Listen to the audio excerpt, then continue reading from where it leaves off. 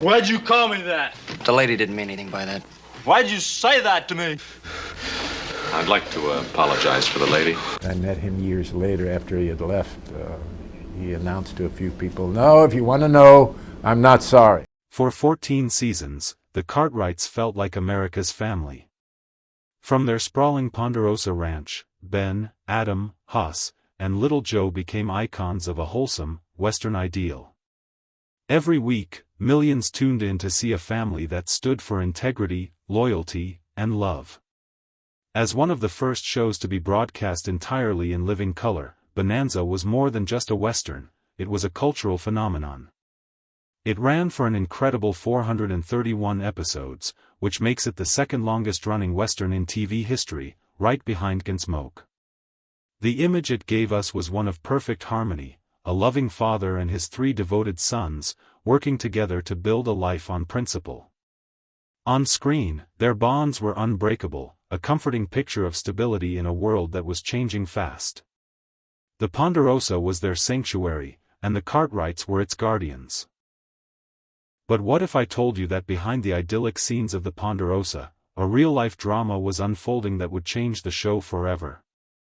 This is the true story of why some of your favorite stars walked away from a television giant, while the Cartwrights were a picture of family harmony on screen. Behind the cameras, a very different story was being written. It was a story of creative clashes, personal frustrations, and heartbreaking tragedy that the show's wholesome image tried to hide. It was the story of an actor who felt his very soul was being crushed by the role, another whose life was cut tragically short, and a third who had to fight for his professional worth. So today, we're pulling back the curtain on the real reasons these beloved actors left Bonanza, one of the most successful shows of all time, and how their exits forever changed the landscape of the Ponderosa. To really get why Pernell Roberts, the actor who brought the sophisticated eldest son Adam Cartwright to life, would just walk away from a hit show, you have to understand the man himself. Roberts wasn't your typical TV actor. He was a classically trained, serious performer with a deep love for the stage.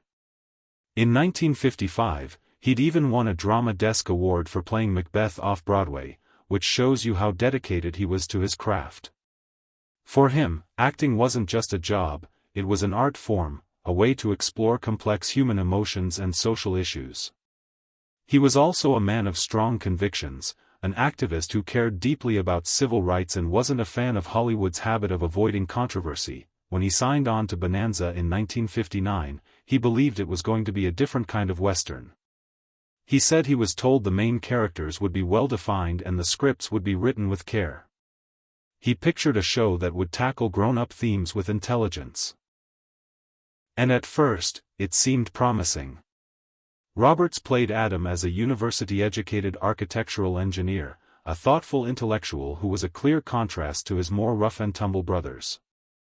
But it didn't take long for him to get disillusioned. Bonanza * became a massive hit, the #1 show for 3 straight years in the mid-60s. Roberts grew more and more frustrated.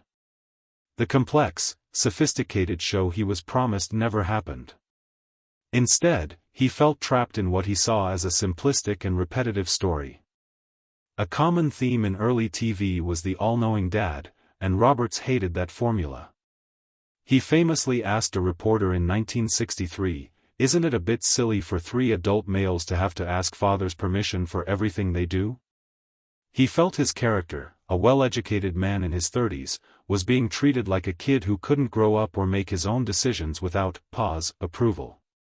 This lack of character development drove him crazy. "I haven't grown at all since the series began," he said in one interview, calling his role impotent. His frustration wasn't just about his own character either. He was openly critical of the show's overall quality. He accused NBC of cranking out mediocrity and dodging any real controversy, once calling the show a reprehensible lie for glorifying rich landowners in an era of widespread poverty. He was also deeply troubled by the lack of minority actors and the stereotypical portrayal of Native Americans, which clashed with his own progressive beliefs. All this frustration started to spill out on set. He got a reputation for being difficult. He openly feuded with Michael Landon, who he apparently saw as untrained. It created a real tension between the on-screen brothers. By his own admission, his passion was gone. He said his last 2 years on the show were spent in a state of resignation. He told a reporter he'd stopped reading scripts, and would just show up, ask for his lines, and say them without any real feeling, knowing that even that little effort was enough to please the producers. The work that once held promise had become, in his own words, a real crusher, mentally. He even saw a doctor to help him cope with the stress. The most famous quote about his time on the show sums it all up perfectly.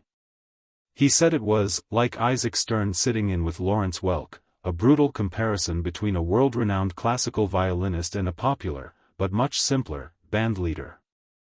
Years later, he would deny saying some of the harshest things, but he never backed down from his main criticisms. The money, which was huge, just wasn't enough. When the contracts were up for renewal near the end of the 5th season, Lorne Greene, Dan Blocker, and Michael Landon all negotiated a massive pay raise to $10,500 an episode, a fortune back then. Pernell Roberts wanted nothing to do with it. He chose his artistic integrity over a multi-million-dollar payday. In a 1979 interview, he was asked if he regretted it. His answer was blunt, "God no. I'm sorry I wasn't able to get out of my contract and leave sooner." He served out his 6-year contract and, in 1965, walked away for good. The writers didn't kill Adam Cartwright off, they just said he moved away, leaving the door open for a return that never came. Pernell Roberts' exit was a bold, almost unheard-of move for an actor on a top-rated show.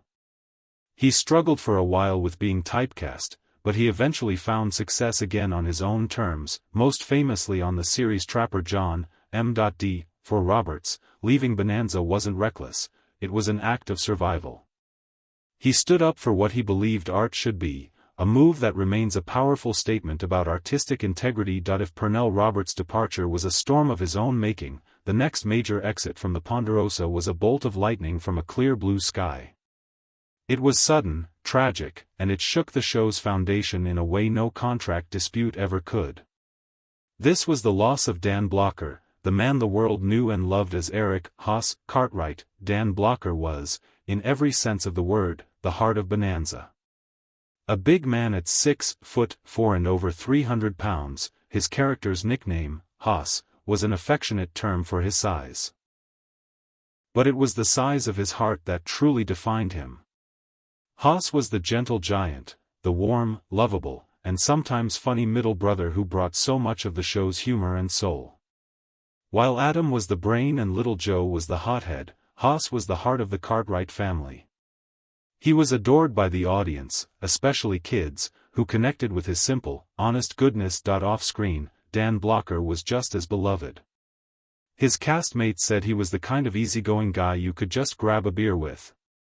Michael Landon, who played Little Joe, was especially close to him. They spent 13 years working side by side, and their on-screen brotherly bond became a real-life friendship. Landon once joked that after 7 years, they had run out of new jokes, so they just started telling the old ones all over again. Series creator David Dortord even said that Lorne Greene, who played Ben Cartwright, became a true father figure to both Landon and Blocker, who would often go to him with their real-life problems. The family we saw on screen was, in many ways, real. Then, in May of 1972, right after they finished filming season 13, the unthinkable happened. Dan Blocker, at only 43 years old, went in for what was supposed to be routine gallbladder surgery. After the operation, he developed a pulmonary embolism, a blood clot in his lungs, and died suddenly. The news was a devastating shock to his family, his fans, and his Bonanza family. Lorne Greene remembered his first reaction: after Dan's death, I didn't see how the show could continue. I said to my wife, "That's it. It's finished." The cast and crew were heartbroken. They were about to start filming the 14th season, and they had to face this awful reality. The first day back on set was incredibly tense. Michael Landon recalled the crushing silence. Nobody said anything at first, which was a mistake, he said. You could feel the uneasiness all day. Finally, at the end of the day, each of us made a speech, and we all broke down. That was good. It acted as a catharsis and allowed us to get on with our work. The producers were in a situation no one in television had ever really faced before. Back then, when a major actor died, their character was usually just written out, sent away or simply never mentioned again. But Dan Blocker wasn't just any actor, and Hoss Cartwright wasn't just any character. To ignore his absence felt deeply wrong. So, they made a historic decision. For the first time on American TV, a major show would address the death of a beloved main character right in the storyline. The season 14 premiere was a 2-hour special called Forever, originally written by Michael Landon as a love story for Hoss. After Blocker's death, Landon rewrote it, making his own character the star. The episode now saw little Joe fall in love, get married, and then tragically lose his wife. Woven into that story was the acknowledgement of Hoss's absence. His death wasn't shown. It was handled with quiet, powerful subtlety. The family would talk about Hoss in the past tense, and in one touching moment, Ben Cartwright alludes to the pain of losing a son. Michael Landon later explained the choice: it's not necessary to discuss his death, you wouldn't do that in real life. The important things remain silent. He felt it's what Dan would have wanted, to handle it with dignity, but even with their best efforts, the show was never the same. The loss of Hoss left a giant hole that could never be filled. The on-screen chemistry was broken. The ratings for season 14 dropped hard, hitting the lowest point in the show's long run. The Hoss effect, as some called it, was undeniable. The show that was once a ratings titan was now struggling. NBC moved it to a bad time slot, and in January 1973, after just one season without its gentle giant, Bonanza was cancelled. Dan Blocker didn't choose to leave Bonanza. He was taken from it, and from his fans, far too soon. His death wasn't just the end of a character, it was pretty much the end of the show itself. It was a heartbreaking end to a golden era of television, and a testament to just how much one man's warmth and spirit meant to so many. Years later, in a 1988 TV movie, the writers finally gave Hoss a specific cause of death. He died a hero, drowning while saving a woman's life. It was a fitting tribute to a character who had always represented the very best of the Ponderosa. Pernell Roberts' exit was about art, and Dan Blocker's was a tragedy. But the departure of another key cast member shines a light on a different kind of Hollywood drama: cold, hard cash. This is the story of David Canary, who played the popular ranch foreman, Candy Canaday. David Canary joined the cast in the 9th season, back in 1967. Pernell Roberts had been gone for 2 years, and the producers were looking to fill that void. Canary, a handsome actor who had just appeared with Paul Newman in the classic western Hombre, was a perfect fit. His character, Candy, was a former soldier turned ranch hand who quickly became a trusted friend and a core part of the Ponderosa family. Show creator David Dortort was blown away, saying Canary was the kind of kid who comes on and suddenly, there's nobody else on the screen. Fans agreed. Candy's energy and reliability brought new life to the series, and he quickly became a fan favorite. For 3 seasons, Canary was a fixture on the show. He was a steady hand who could always be counted on. It seemed like he was set to be on the Ponderosa for the long haul. Then, in 1970, he abruptly left. But unlike Pernell Roberts' dramatic exit, Canary's wasn't about creative differences. It was a business dispute. According to reports from the time, it all came down to his salary. When it was time to negotiate new contracts, the show's main stars, Michael Landon and Lorne Greene, had gotten huge pay raises. Canary, through his agent, also asked for a raise, feeling his popularity and contribution to the show meant he deserved more. The response wasn't what he expected. Instead of a negotiation, his agent apparently read in the trade papers that Canary was moving on and that the show wished him well. Feeling disrespected by what he considered a lowball offer compared to his co-stars, Canary decided to walk. It was a matter of professional pride. He had proven his worth to the audience, and he expected the studio to recognize it. When they didn't, he was gone. His exit marked another big shift for the show. Producers brought in new characters to fill the gap, like an orphan named Jamie Hunter and a new ranch hand named Dusty Rhodes. But for many viewers who had grown to love Candy, the change was jarring, but the story of David Canary and Bonanza doesn't end there. 2 years later, after Dan Blocker's tragic death, the show was in crisis. They had lost their heart and soul, and the producers were scrambling to keep the series from falling apart. It was reportedly Michael Landon himself who personally called David Canary and asked him to come back. Canary agreed. He returned to the Ponderosa in 1972 for the show's 14th and final season. His return was a welcome sight for fans and a stabilizing force for a cast that was reeling from loss. In the end, he appeared in 93 episodes, cementing his legacy as a huge part of the Bonanza story. David Canary's journey with Bonanza gives us a fascinating peek at the side of TV production we don't usually see. It shows that even on a series about family values and loyalty, business is still business. His departure was a principled stand for his own professional value, and his return was an act of loyalty to a friend and a show in need.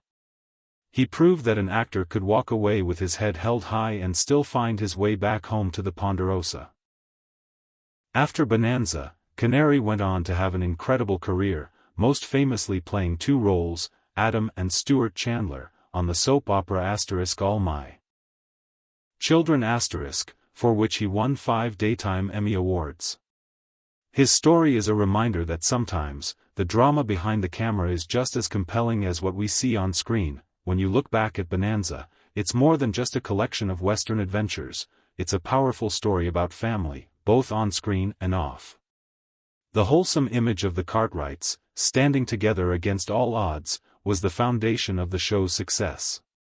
But behind that image were the complex, messy, human realities of art, money, and life itself. Pernell Roberts's exit was an act of artistic rebellion. He was a man who refused to compromise his principles, even if it meant leaving fame and fortune behind. His struggle was a classic fight between a serious artist and the demands of network television, a battle over whether a show should comfort its audience or challenge it. The loss of Dan Blocker was a tragedy that ripped the heart right out of the Cartwright family. The show's decision to acknowledge Haas's death on screen was a landmark moment in TV history, a tribute that allowed a grieving cast and audience to mourn together. His absence was a blow the series never truly recovered from, and David Canary's story is a lesson in the business of show business. His fight wasn't over scripts, but over respect and fair pay. His willingness to leave, and his grace in returning when he was needed most, shows an actor who knew his worth but was also deeply loyal to his friends. Together, these stories create a richer, more complete picture of Bonanza. Knowing about the turmoil behind the scenes doesn't diminish the show's legacy, if anything, it deepens it.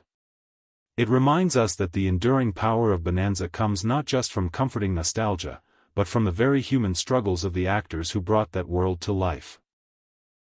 Despite the clashes, the contract disputes, and the heartbreaking losses, they created something that has truly stood the test of time. What are your favorite memories of Bonanza?